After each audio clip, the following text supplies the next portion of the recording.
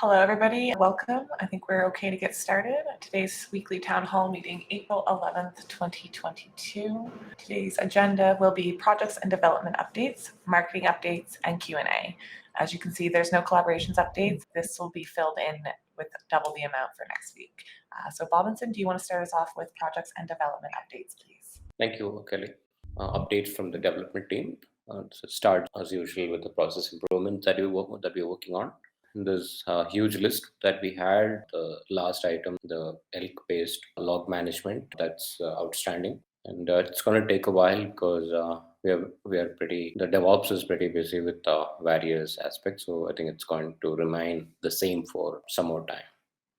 On the Dex UI, as we had discussed last week, we have a upgraded version 0.7.2. And on the QA side, the QA of 0.7.3 is completed. And at this point, a new QA release is not done. I guess the DevOps is waiting for the list of items to create the new release with.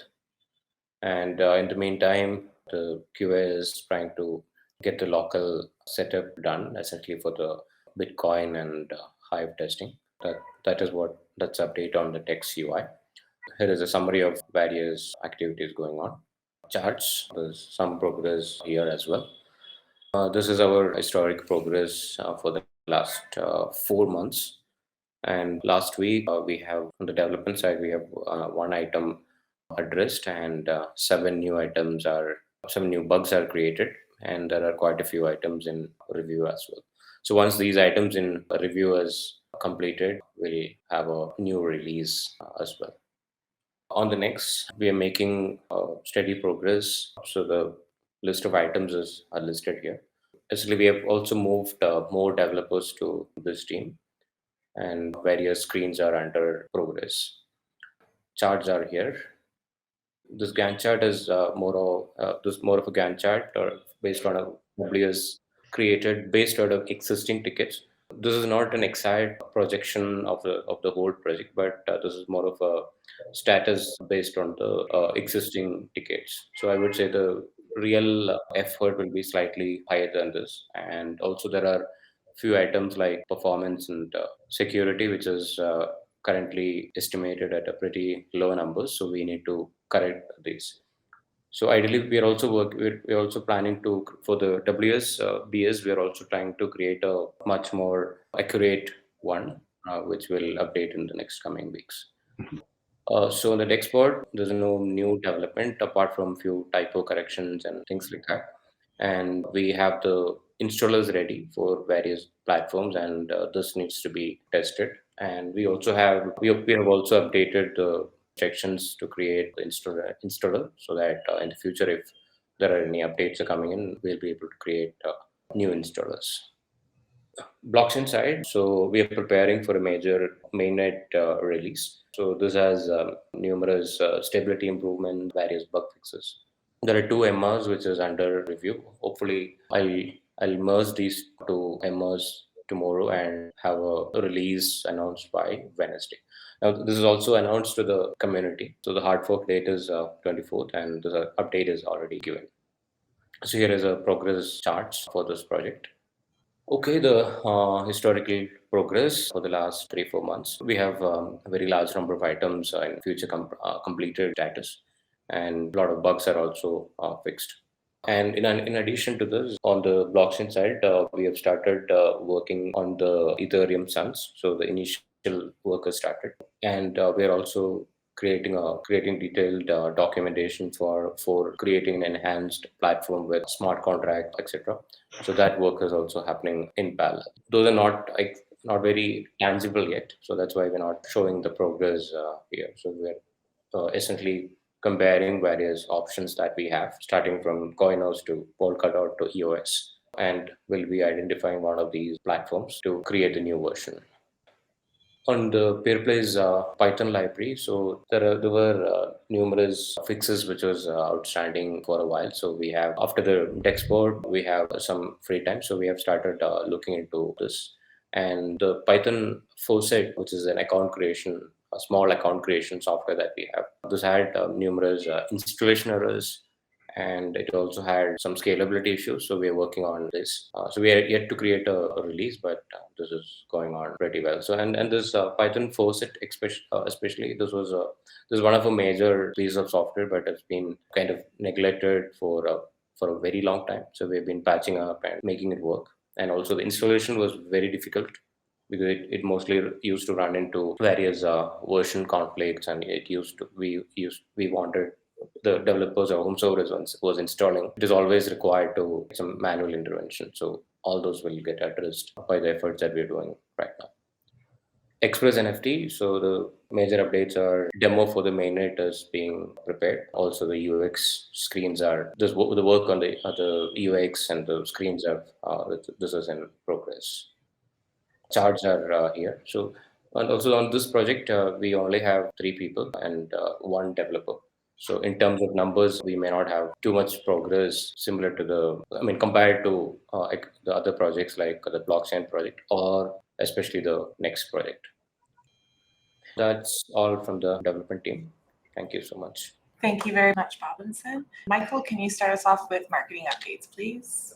Hello, everybody, and happy Monday. In the last week in marketing, we have gotten the Witness campaign ads modified to fit the platforms that are now active on Reddit and Facebook. So Salah can speak a little bit more to that, but basically we're looking to get new witnesses and decentralize the blockchain as much as possible. Just soliciting for new witnesses, new participants in the blockchain so that we can make sure that we're stable and going forward. The SWAT project for our 2022 projects is underway. The internal rollout of step 1 is occurring as we speak. Everything's kind of been put in place for giving everybody information that they need in order to be able to complete the SWOT analysis. So again, for everybody who doesn't remember, a SWOT analysis is the strengths, weaknesses, opportunities, and threats.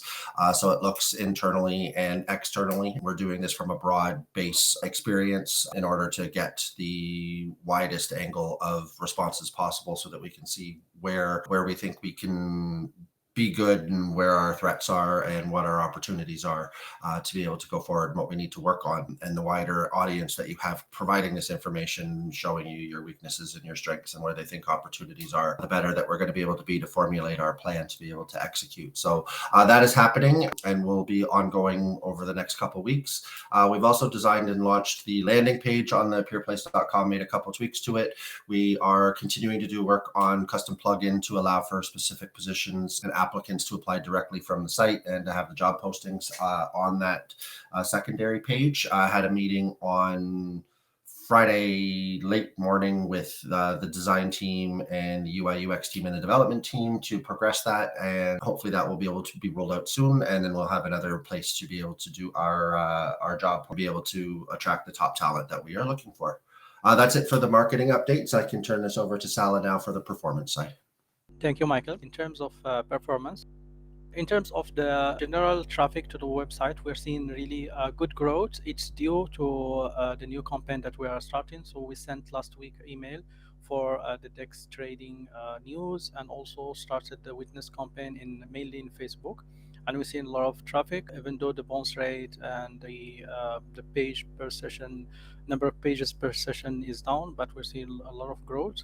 And then we will be looking to take advantage of that with heat maps and tracking users interaction using some tools, so we can see where is the issues and optimize the landing page. In terms of social media performance for the last week, we're seeing good growth in terms of engagement for Twitter and Facebook as well, and more followers for the Instagram and LinkedIn. LinkedIn, we're still having the same tendency to have like more followers week by week, which is a good thing. And these are the top like posts in terms of engagement for the last week for Facebook and Twitter. So this is an overview of the last week email. We sent that like announcement for the trading using Peerplays DEX. We got almost 29% open rates, and for clicks to go to the DEX to market to peerplays.com around 36, which is good, and we are looking to take advantage of that to get in more witnesses and grow the community, Peerplays community. In terms also for the ads, so we started the ad for Facebook as a test. We want to test because the algorithms on social media are very aggressive in terms of ads related to crypto, anything financial, investment, etc. But we were able to run a campaign last week, and these are some of the results. In terms of CPC, very low, which is good, although the targeting was very wide and not like really targeting. We are working this week to get a custom lookalike audience based on our own Peerplays email list and people interacting with Peerplays website as well. And also we're still working on launching the ad on Reddit and Brave browser as well to get more like tech savvy crypto communities like members into becoming witness with Peerplays. So that's mainly the performance for the last week. Thank you very much, Kelly. Thank you, Sal and Michael. Okay, so there's no collaboration update today. We'll go on to questions, comments, and thoughts. And I had none come in from the community. So that wraps up today's town hall meeting, April 11th, 2022. Thank you very much. Thank you, everybody.